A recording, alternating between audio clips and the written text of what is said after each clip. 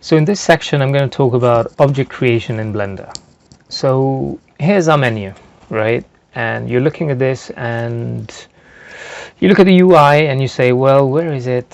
File, edit, render, window, help. Maybe it's under object. You go to object, and I'm going to be honest with you, can't really see it.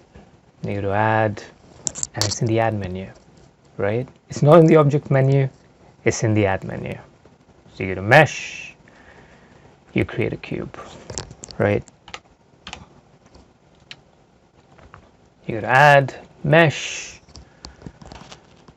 you create a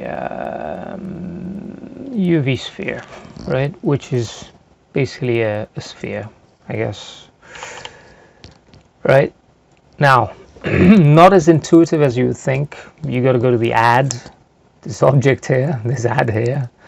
Now, the thing is, in Max, you got to create menu, which is more intuitive.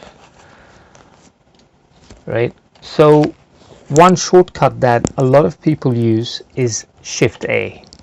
So Shift A gives you the same option, right? So you can create meshes, you can create curves, you can create surfaces, yada yada yada. List goes on.